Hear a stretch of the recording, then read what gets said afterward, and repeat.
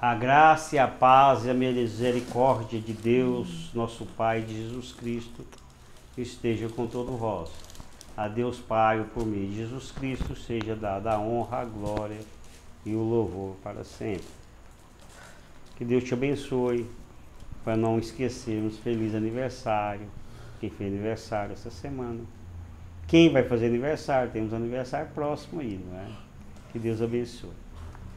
Vamos ler um versículo onde Jesus fala da necessidade de não andarmos ansiosos ou preocupados. Não é? Lá, a gente é famoso isso aí.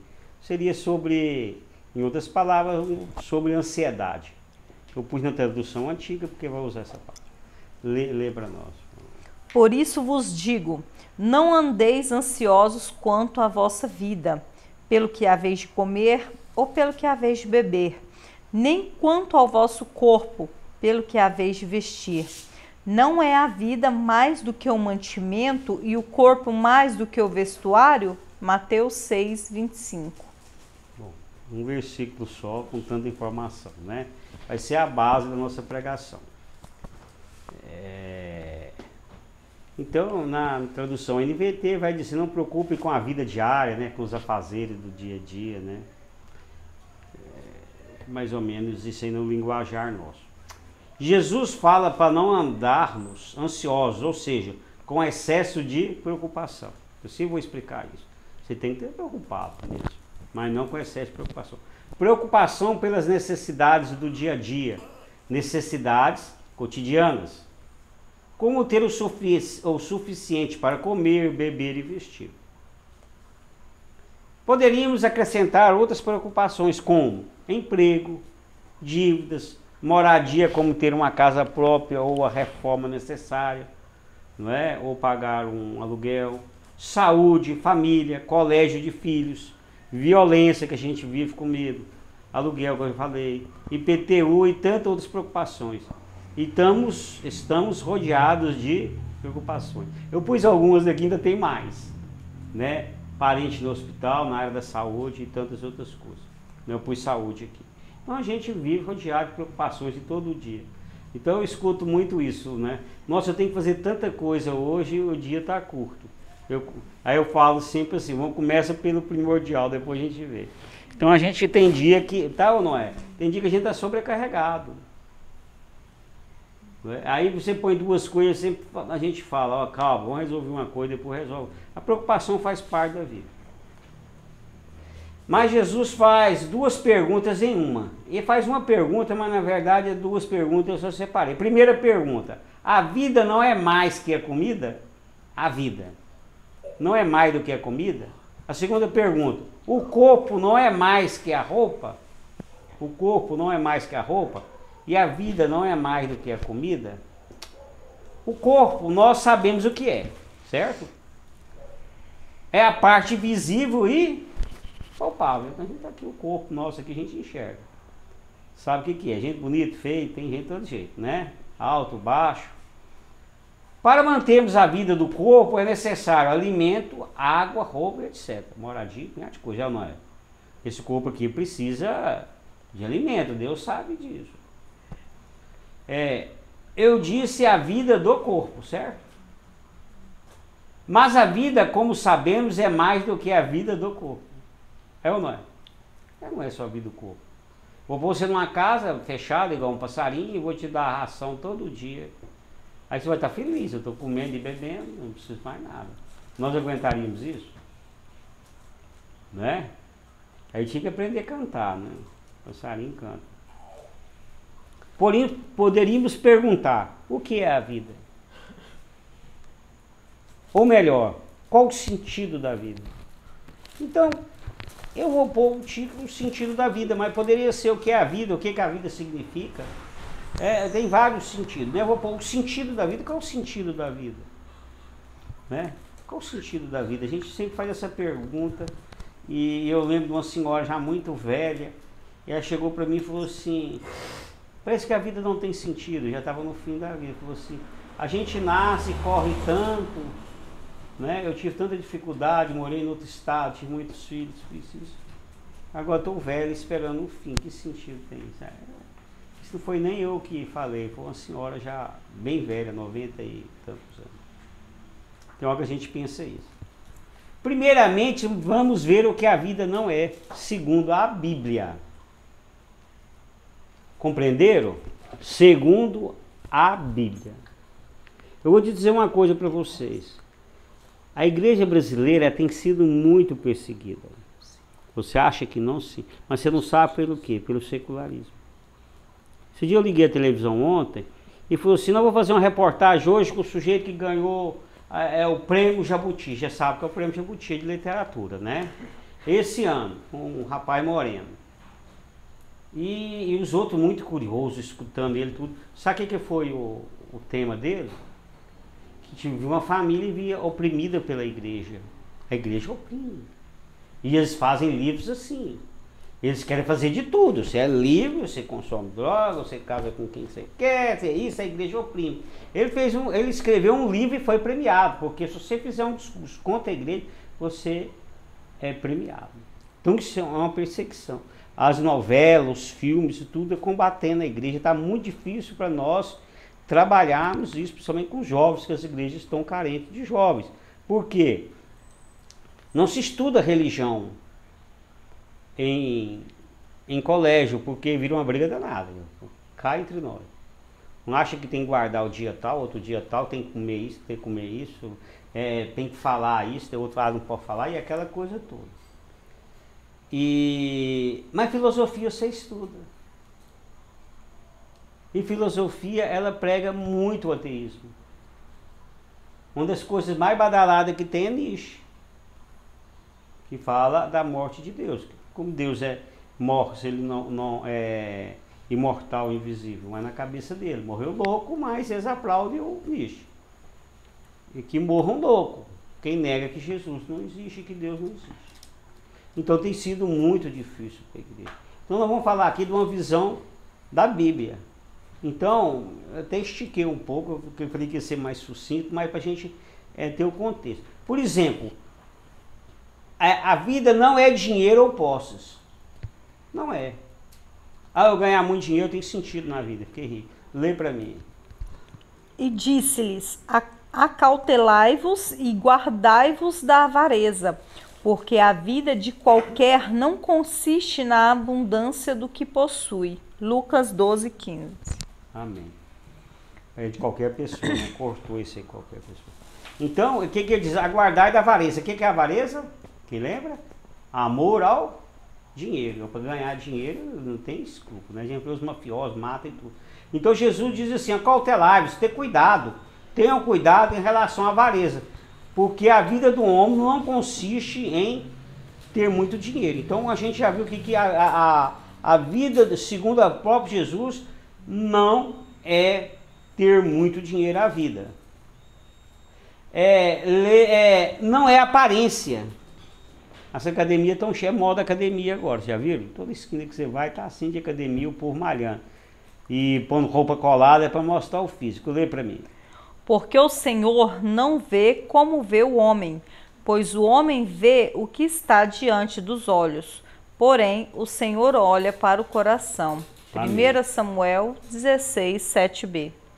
O Senhor Deus olha o coração da pessoa, olha o que a pessoa é, não olha a aparência ou o que a pessoa representa ser. Compreenderam? O mundo olha a aparência. A aparência para o mundo é muito importante. Para a gente é muito importante.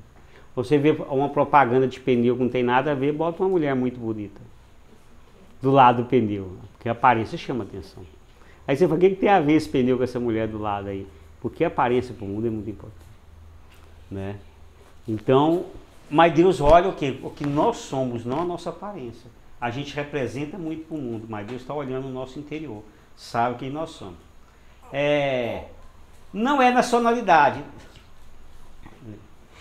Porquanto não há diferença entre judeu e grego, porque um mesmo é o Senhor de todos, rico para com todos os que o invocam. Porque todo aquele que invocar o nome do Senhor será salvo. Romanos 10, 12 e 13. Isso aí está no Novo Testamento, né? O judeu não pensa isso, não. Ele acha que ele é exclusivo, mas tudo bem. Então, quando Jesus veio, e aqui em Romanos,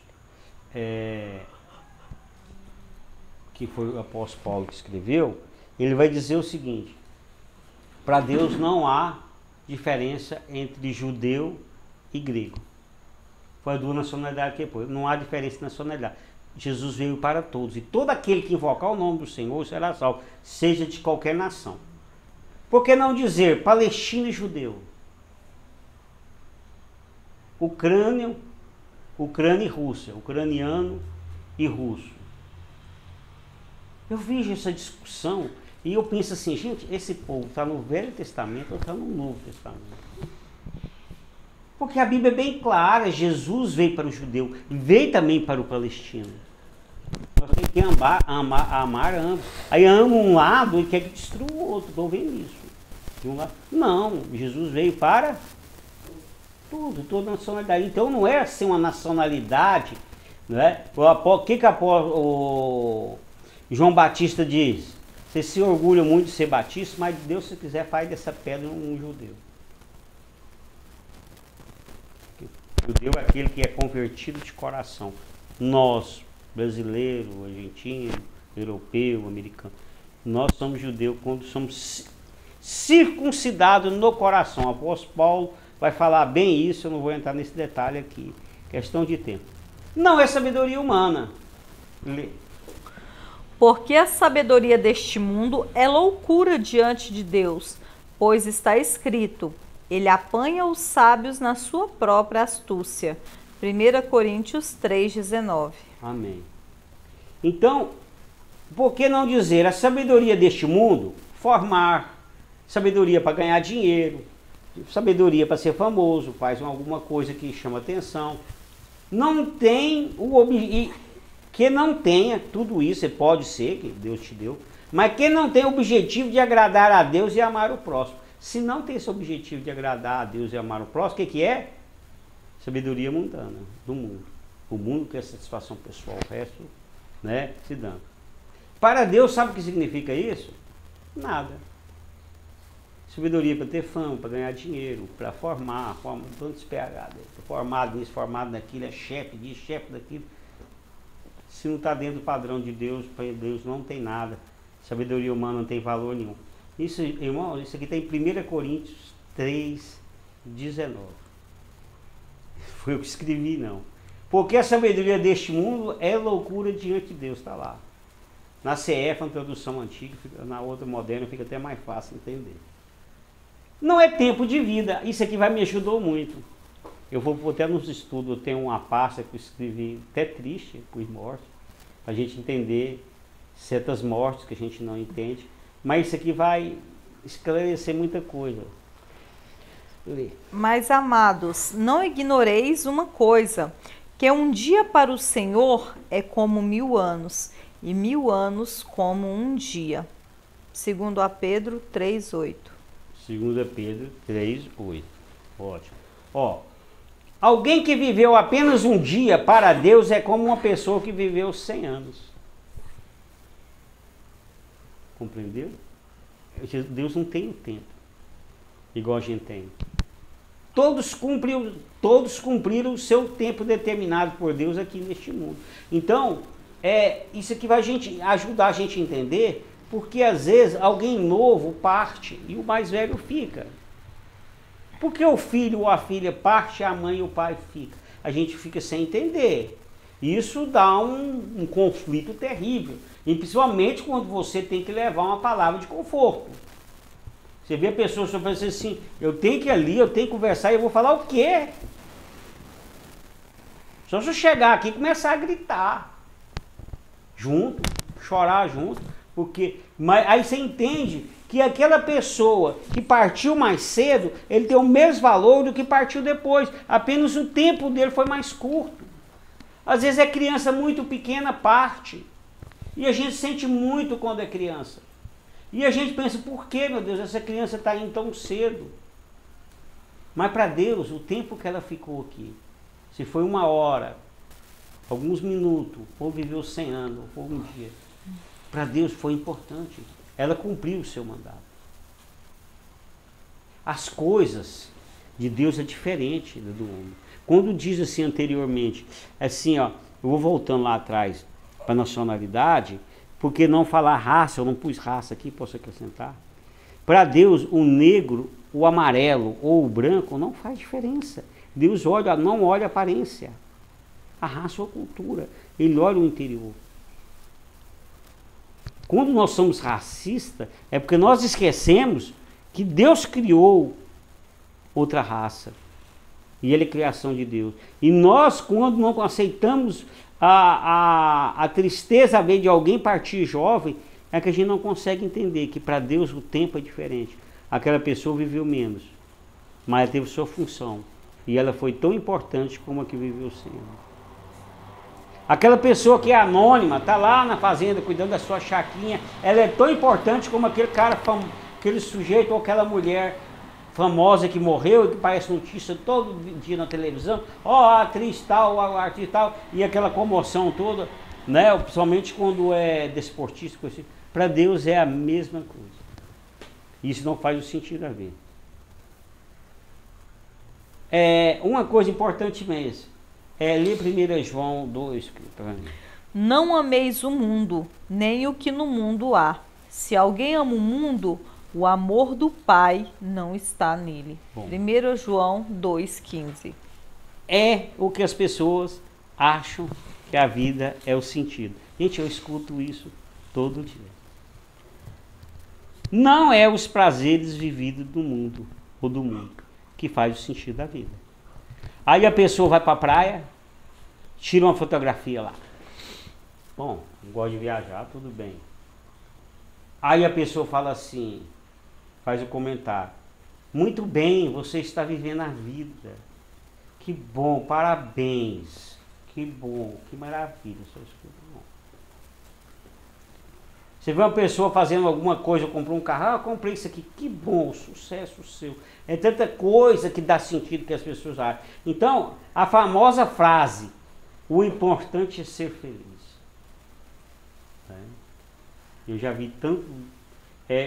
aliás, eu tinha um negócio filosófico criticando essa frase, não era nem religião, era filosofia.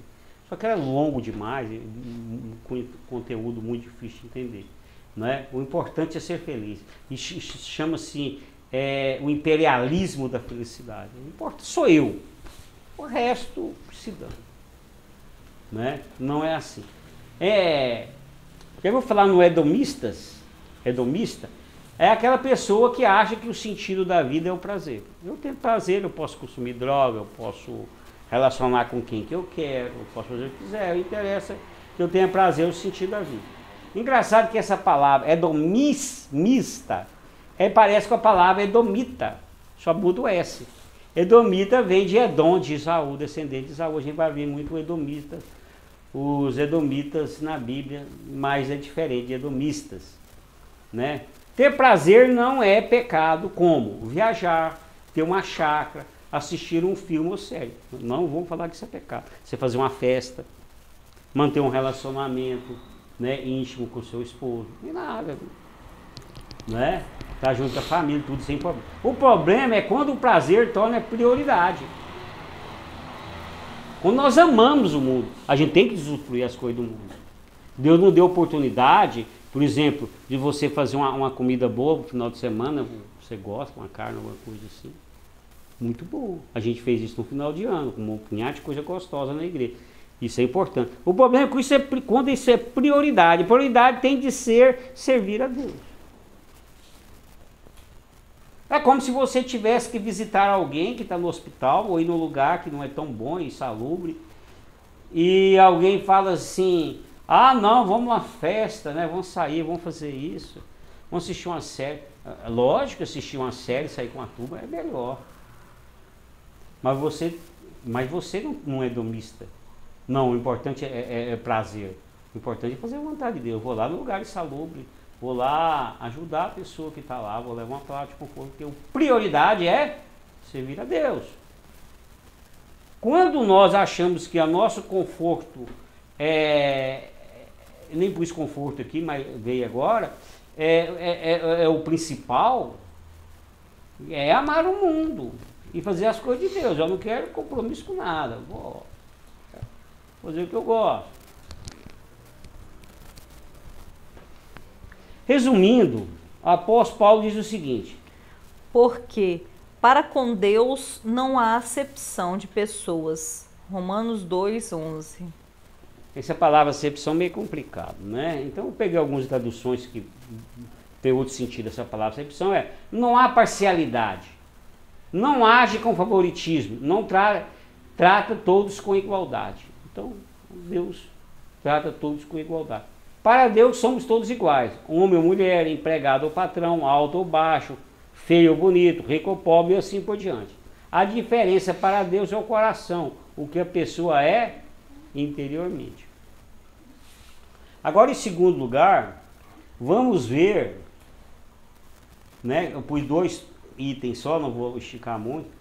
Vamos ver o que a vida é. A gente viu até agora o que a vida não é. Agora vamos ver, segundo a Bíblia, o que a vida é. Nós vamos ver uma passagem do rei Salomão lá no Velho Testamento, né, e vamos ver uma passagem de Jesus. Vamos ver a resposta dada pelo rei Salomão. O rei Salomão escreveu o livro de Provérbios e Eclesiastes, livro de sabedoria. Neste livro ele dá vários conselhos sobre a vida, mas no final da sua vida, já velho, no final do livro de Eclesiastes, ele chega à seguinte conclusão sobre a vida: de tudo que se viu, a conclusão é esta: tema a Deus e guarde os seus mandamentos, porque isto é o dever de cada pessoa. Eclesiastes 12:13. Amém.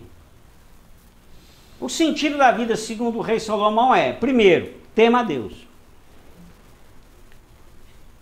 Tenha reverência a Ele.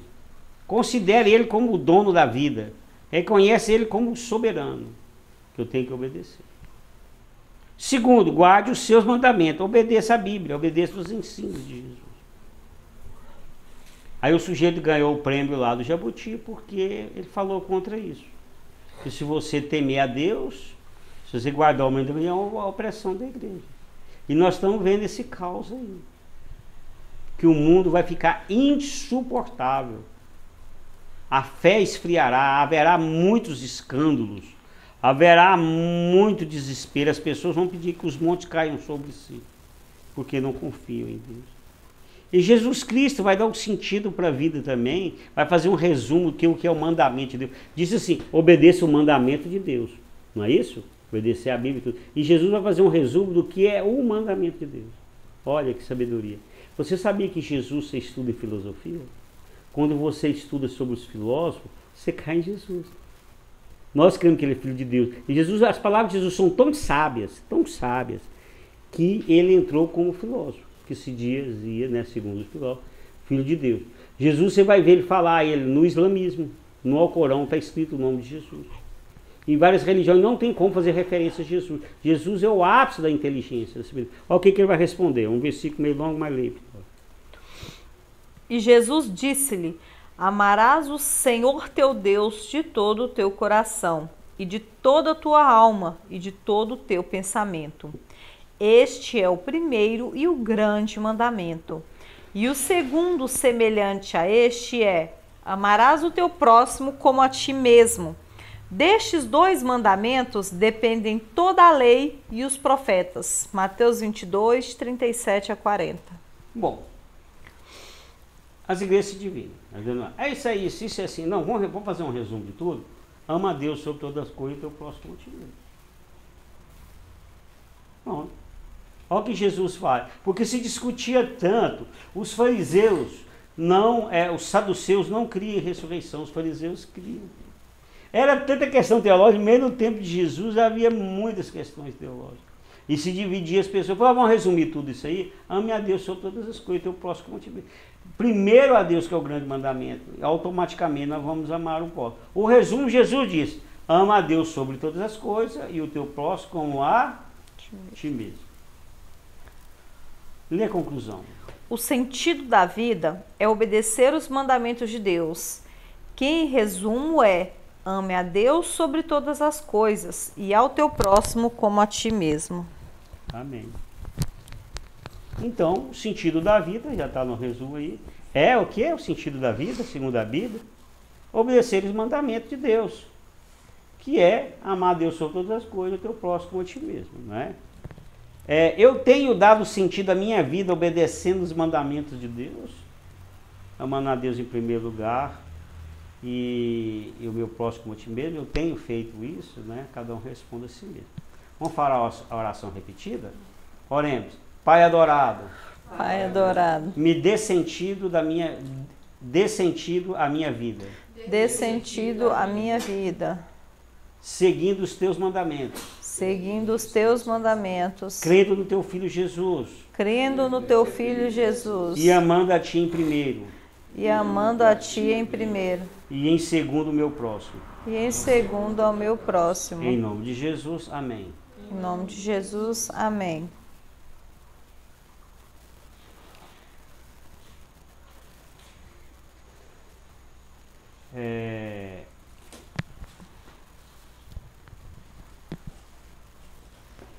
Jesus disse o seguinte: E o seu mandamento é este, que creiamos no nome de seu Filho Jesus Cristo, e nos amemos uns aos outros, segundo nos deu mandamento. 1 João 3,23. Então tá bem.